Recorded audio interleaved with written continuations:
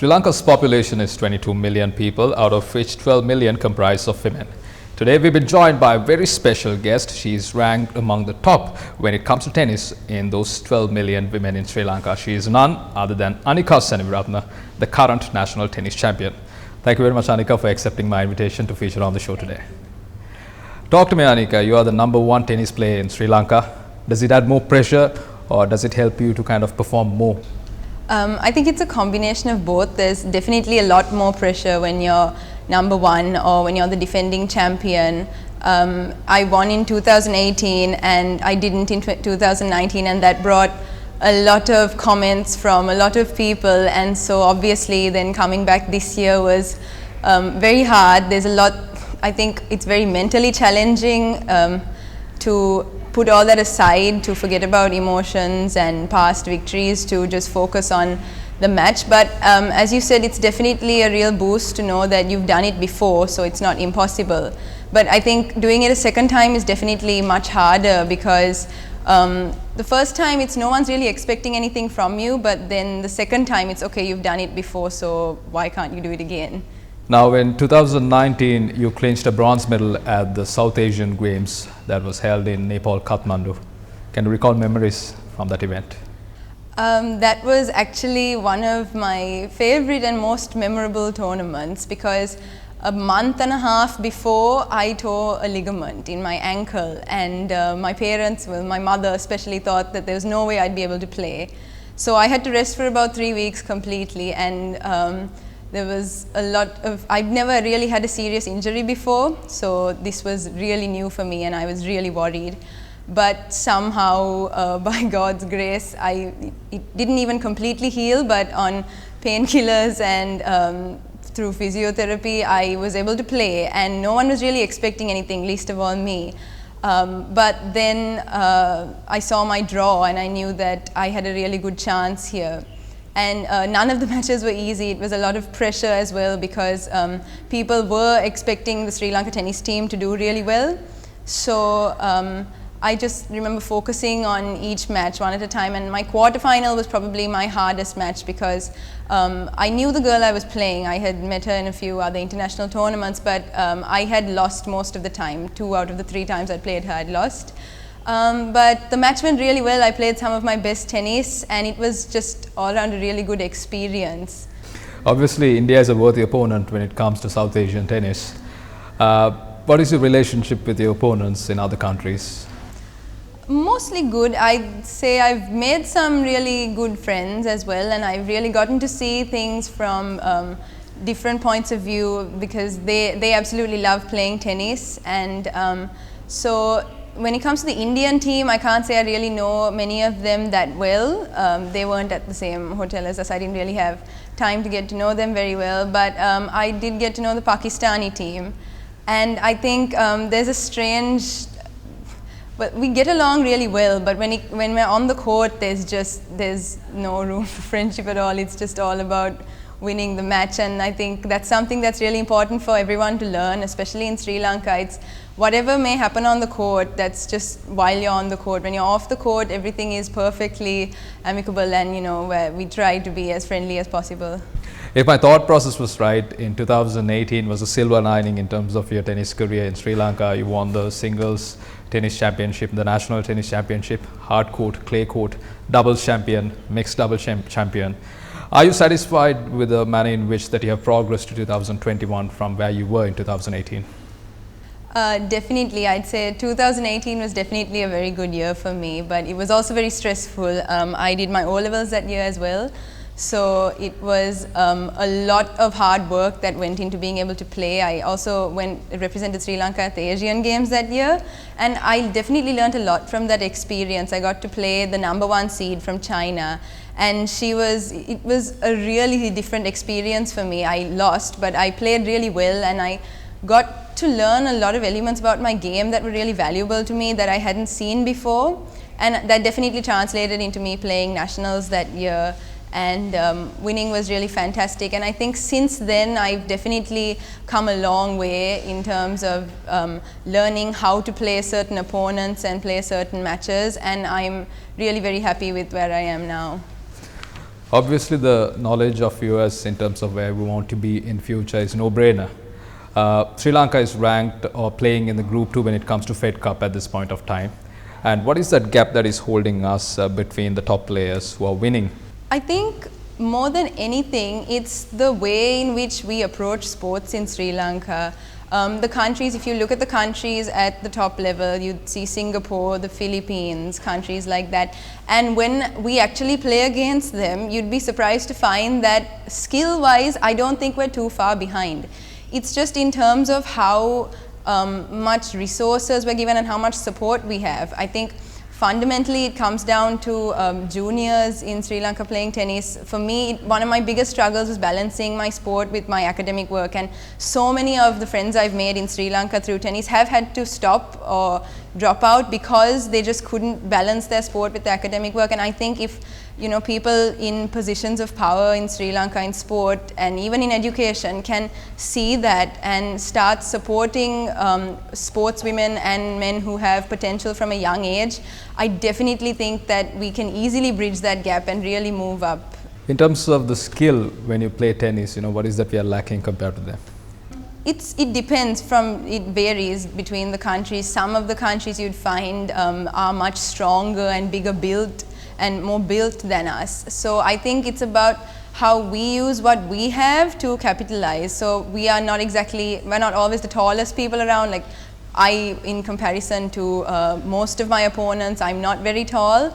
And a lot of people think that that's a disadvantage, but I think even looking at the WTA circuit today, you don't necessarily find not all of them are 6 feet tall, and they use what they have to their advantage. And I think we should really start doing that more, working out more, gaining strength, muscle, working on our footwork, all these things really important to us that can really make a huge difference in terms of our skill level. I'm expecting a honest answer from you, Anika. Now, what are your expectations? What are your future aspirations in terms of tennis? We'll most likely attend college in the US, and I want to play college tennis there. Depending on how that goes and what I decide, I really do not know what I see myself doing 10 years from now. I do think that I have potential and that it's something that I owe to myself to pursue. So depending on how things go in the next few years with college tennis and such, I just want to see how it goes from there. Maybe play a Fed Cup for Sri Lanka or anything like that. But at this point of time, you are the best national tennis player and you are #1 in Sri Lanka. And obviously, it wouldn't have been easier without any hard work. And don't you think that giving it up so easily is going to be a disadvantage? You're not doing justice for the talent that you have in yourself? You'd be surprised how much I hear that actually. A lot of people do tell me that, and I completely agree. I really think that, me being in the position I am now, I really do owe it to myself to go all the way. But at the same time, I think a lot of people fail to see how hard it really is to break through from national level to international level. And I've actually played a lot of international tournaments over the last few years. And I've really seen what it takes to be the best. And it's another life completely. It's nothing compared to what anyone would think. You basically don't have a life. Everything is tennis. You get up in the morning, you train, you go to the gym, you do your footwork, you train again. You don't have time for anything else. And I suppose for me, it's just figuring out whether that is the kind of life I want to have. Obviously, our expectation, of course, from Anika is to get to the next level and compete at the highest level and bring glory to our mother nation. Let's see how it goes. It all depends on you, what you're going to do next time around. But I hope that you put in effort and you take it seriously and make us all proud. Obviously, when you get to the top, it is always nice to look back at where you started. Talk to me about your story. So from the time I was about 1.5, everything was about throwing or catching something or hitting a ball. It was because my father played cricket, so everything was related to doing some kind of sport. And I was 2 years old when my father took me to the squash court at the CRNFC, the squash court, because he couldn't be bothered picking up balls at the tennis court. And my sister and I would just hit, and we had so much fun. And then when I was about 7 and 8, I started playing, I started doing classes and playing tennis more seriously. And when I was 9, I won my first tournament playing for school. Then the following year, I won every tournament that I played that year, including under 10 nationals, which was, I think, still one of my most favorite tournaments that I played. And from that point, it just, obviously tennis was the sport that I had most potential in from all the other sports I was doing. So I trained abroad for a couple of weeks when I was under 12.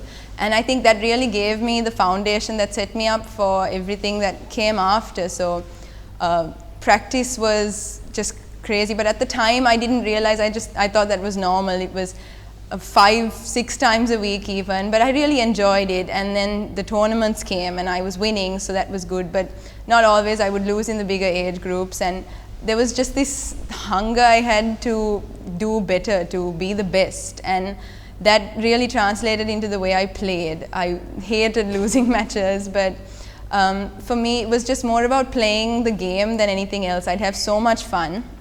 And as that progressed, I won a few titles. Then when I was 12 plus, I represented Sri Lanka for the first time. And little by little, we just ended up where we are today. You spoke about social media pressure, and offline when we spoke about it, you said that you do not read any articles of yours. How did you kind of manage to get out of it? We see a lot of youngsters being involved in social media at this point of time, and they take the things that are happening in the social media, what is being thrown at them, as very, very seriously. How did you kind of manage to kind of get away and then focus on what you really need to focus on? So that credit goes entirely to my mother. My sister and I both were desperate to have social media for years, but she was completely against it, especially a few years ago when I started having issues with people saying mean, nasty things about me on social media.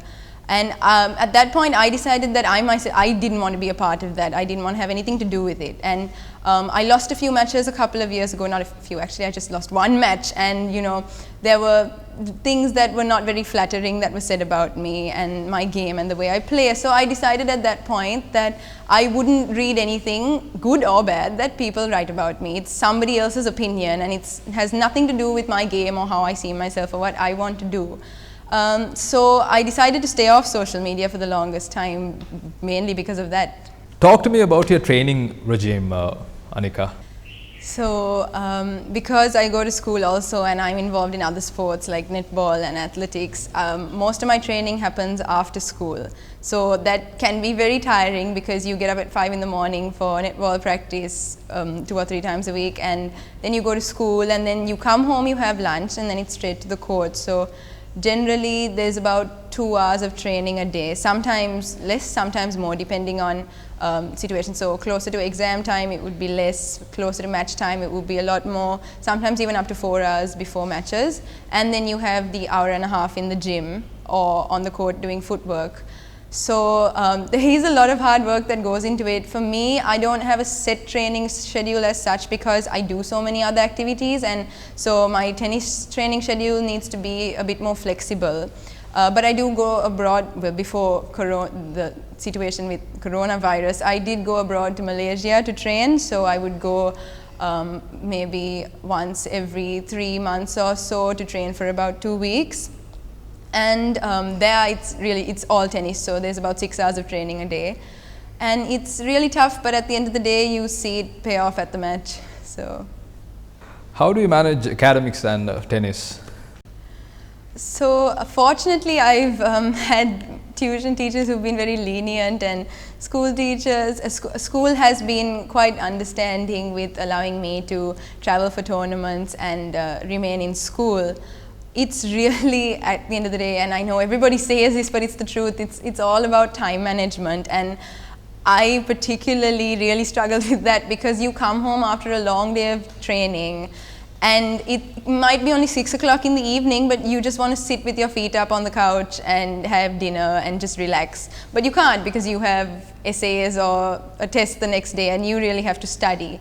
So balancing academics is not always easy, but I think that there's certain times where you need to focus, and if you put in that work, then you're generally okay before exams. I know everybody gets very stressed out, especially about O-levels, and they think they need to stop all their sporting activities, but I think me, and even last year my sister and 5 or 6 other girls did their O-levels in Nepal while playing South Asian Games. And I think examples like that really show us that it can be done. It's been proven now that you can balance academics with sports because they got excellent results. So I think it's just about focus and managing your time at the end of the day.